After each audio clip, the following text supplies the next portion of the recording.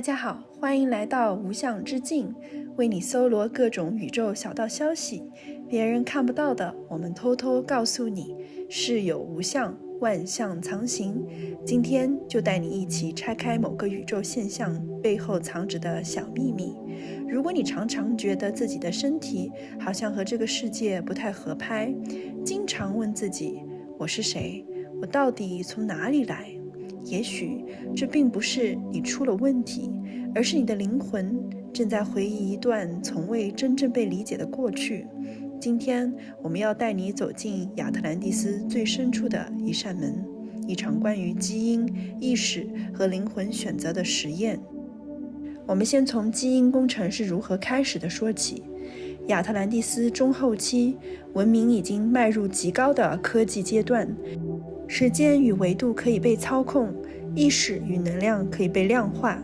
灵魂可以被识别与分类。但就在这种接近神的力量之下，一个问题悄然出现：我们是否可以用科技创造一个更完美的灵魂载体？最初的动机并非邪恶，亚特兰蒂斯时期的科学家们渴望打造一种不再受制于生老病死、不被情绪波动影响的高级生命形式，一个融合了多星系智慧、地球基因、非物质意识体的超级人类。于是，基因工程的实验在亚特兰蒂斯秘密启动了。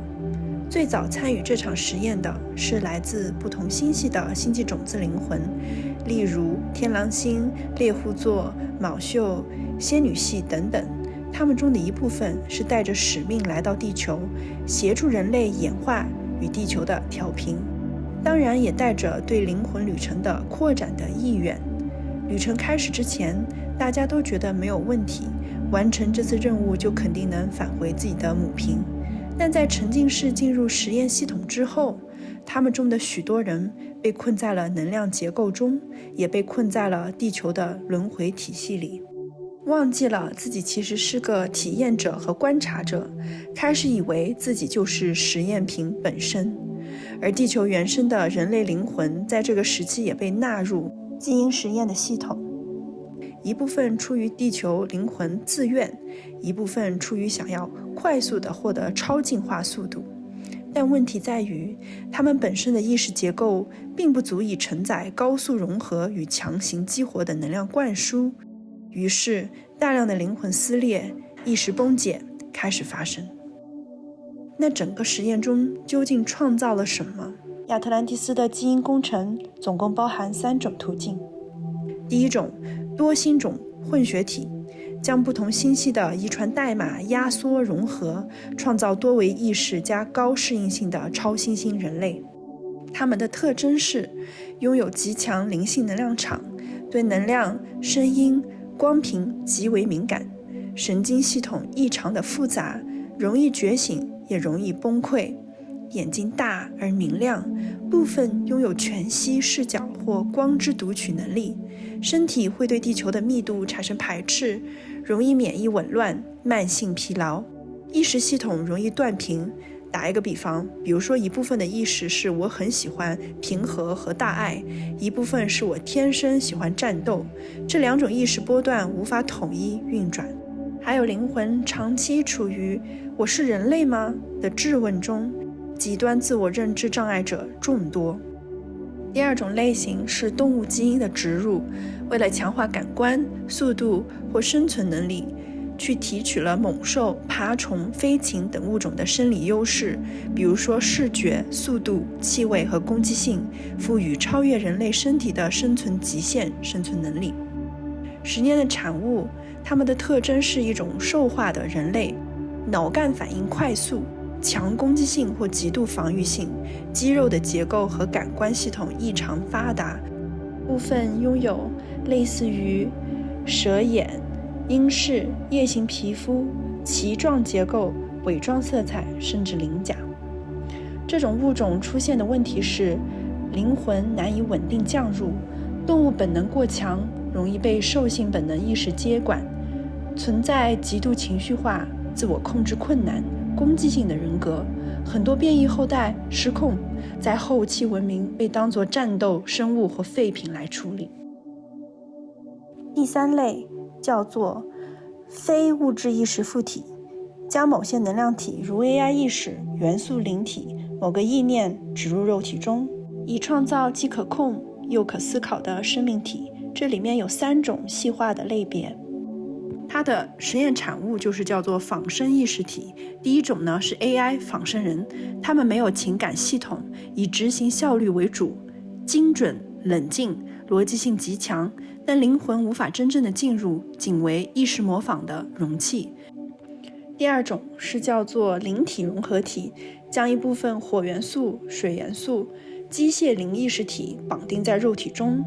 显现出异类化，比如说火焰的皮肤、水波的形态，思维可以液态扩展，但灵魂经常被元素意识主导，失去本我。第3类是祭祀型概念物种，有的本身只是个理念，比如说权力之神、审判之神，通过意识形态具象化，被构建成供奉物种或某个阶级的图腾，或说是被作为集体信仰的容器所存在。他们的灵魂无法选择，只能成为能量来源的功能所存在。很多人会问，那这些实验为什么最终都失败了？那是因为灵魂无法被制造，它只能降临。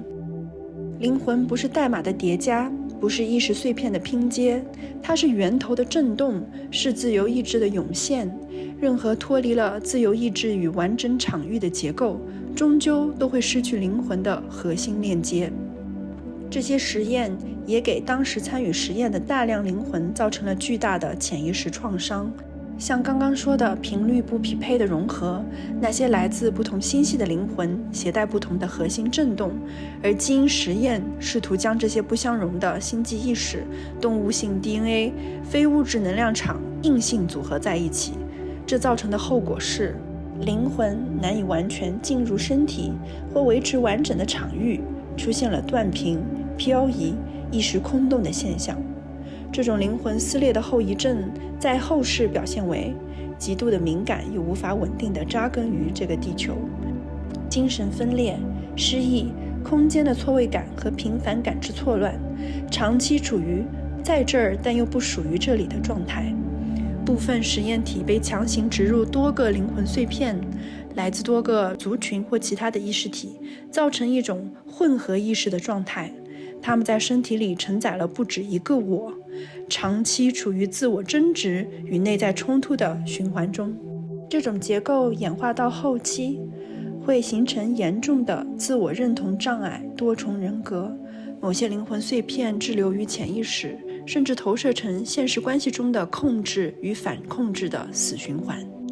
很多人今生之所以对基因编辑、AI、人机意识接口或是看见实验室有莫名的兴趣或排斥，或许是因为在某个灵魂深处、集体潜意识场里还记得那场实验。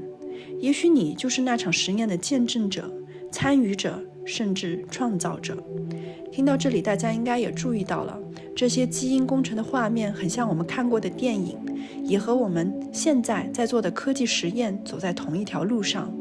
AI 正在进化，基因工程正在被普及，人工子宫正在成为议题，仿生人类正在被幻想、设计，甚至已经实验。人类正再次站在文明的十字路口，但这一次我们拥有了重新选择的机会，去整合、去修复、去换回那些曾经被撕裂的部分。这场亚特兰蒂斯基因实验的背后，其实藏着一个更深远的灵性议题。我们终究不是为了成为完美人类而来，而是为了学会如何在复杂、不稳定，甚至被撕裂的经历中，一点一点重新成为完整的自己。而你此刻的每一次觉察与疗愈，不只是为了你个人的圆满，更是在帮助整个灵魂族群从破碎中走向整合。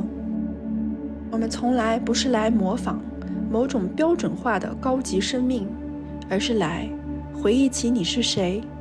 然后成为你自己。如果你能共振这段内容，那也许是你的灵魂在悄悄地对你说：欢迎回来。好了，今天的无相之境就到这里啦。如果你喜欢这类的内容，别忘了点赞、订阅我们的频道。未来我们还会继续为你拆解各种宇宙未解之谜，让你用不同的角度重新认识这个世界，也认识你自己。我们下次再见。